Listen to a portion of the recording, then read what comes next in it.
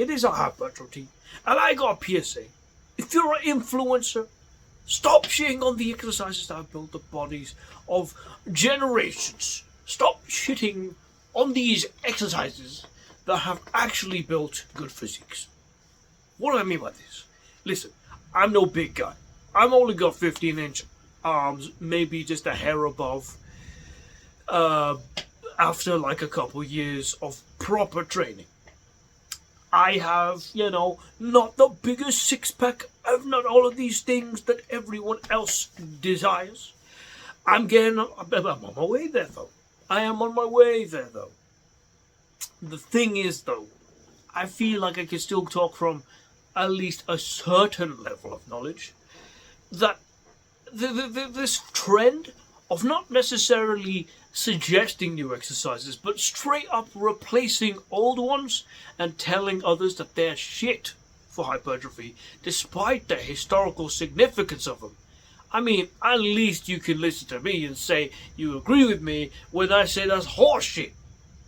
People who will look at Arnold as like the fucking juiciest, awesomest, sexiest bodybuilder of all time, but then shit on the T-bar row, then shit on the barbell curl, shit on the bench press, shit on the barbell back squat, shit on everything else that isn't exactly on a machine or back supported. Now, here's the thing. I like machines. I like chest supported stuff to a certain extent. For some people, I like it for them.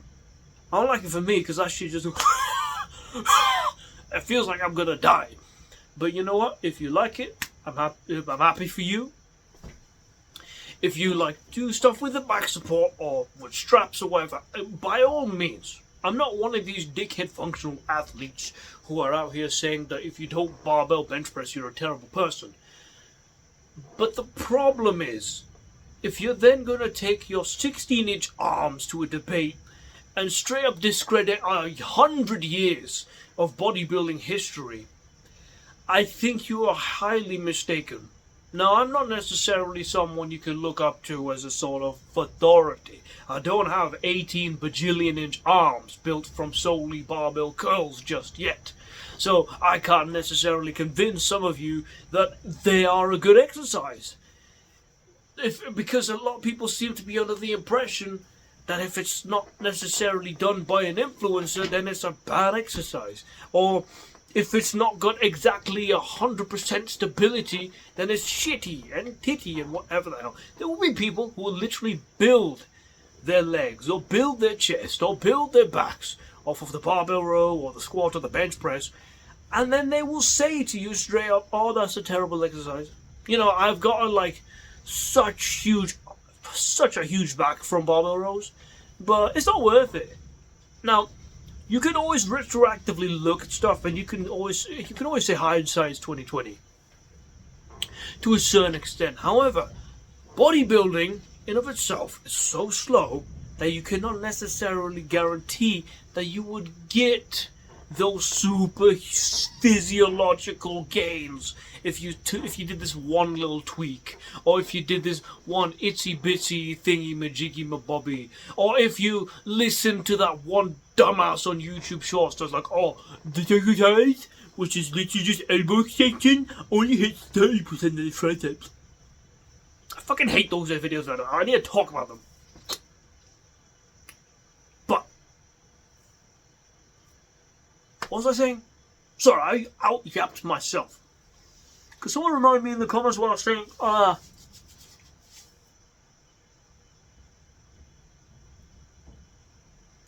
Let me think. Hold on. But it's not guaranteed that you get actually that much faster gains just from that.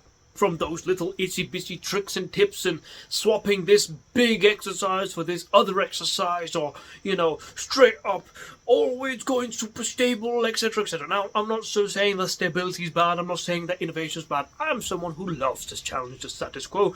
I love diversity, I love a whole new range of ideas, but I don't like it in the context of completely getting rid of old ones when it comes to hypertrophy. Now, for other cases, yeah, sure. Slavery is terrible, and we should just remove that shit entirely. No questioning. Okay, that I get. Okay, homophobia, cringe. Get that shit away. We can replace it all, right? hypertrophy, for goodness sake. Hypertrophy.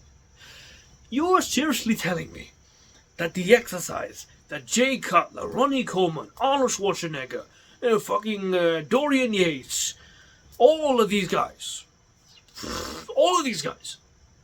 done, is a terrible exercise because of the fact it hasn't got a chest support, or because of the fact there's like an incy-wincy bit of an ability to jiggle your booty cheeks and potentially involve them in an exercise for once. It's so weird. It's so weird. Next, these bodybuilders are going to say, is walking optimal? See, guys, here's the thing. There's no back support when it comes to walking. And here's the thing with that. You actually aren't in a seat, so you're not stable. You can topple over anytime. You lose your hypertrophy in your legs, bro, in your calves, so it goes in D tier. If you reincarnated some of these bodybuilders, I'm not talking about me, I'm not even necessarily talking about some of the ones you may be thinking of, I'm just talking about some that are like genuine twigs. Twigs as much as me, maybe a little bit bigger, but still twigs, who are legitimately making it out to be like machines are the biggest change to everyone's program. Meanwhile, they look just as good, if not a little worse, than these bodybuilders who have been using these free weight motions for the longest. You get them reincarnated, I swear these dickheads are gonna be so opposed to the idea of walking. Bro, I'm literally not even strapped up. I don't have a belt. I don't have back support. There's no ability for my neurological adaptations to occur. It's so much of a buy-in. There's too many limiting factors. I'm gonna sit down the rest of my life. I'm just gonna do leg extensions as a baby. Like it just annoys me. Which is not to say that if you have if you have a preference to stability, that's totally fine. It's cool. It's chill. I am not against you. I'm not against you if after a day of after a leg day of hacks, after a leg day of like Bulgarian split squats, that you go to a hack squat. I'm not against you if you even just do machines, like just machines. Do whatever, it's your life. But if you're doing it under the premise of a superiority complex and that a single little bit of effort needed to keep in position is what's going to get rid of all your gains, like if you have to squeeze your cheeks just a tiny bit on a barbell curl, which by the way has built the biggest biceps in all of mankind, okay, you squeeze your cheeks a teensy bit, and all the hypertrophy is going to go to your booty cheeks. It just annoys me to all degrees. What is the message of this video?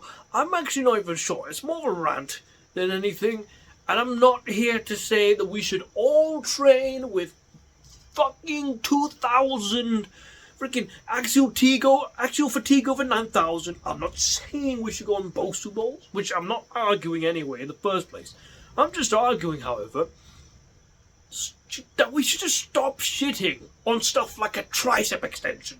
We should just stop shitting on a freaking reverse grip curl. We should stop crapping on barbell rows. We should stop crapping on freaking pull-ups and dips because of weird little obsessions that we have now for some reason, like limiting factors. Yeah, they can be the case. It can happen, especially in certain movements, like for example, if you're doing like a freaking one-legged, one-arm freaking overhead extension, okay, chill, but there's a reason why these other exercises have stuck around for the longest time and why our bodybuilders have gotten really strong at them, because you have the ability to get over the limiting factors and actually progress with them, which means you get more muscle.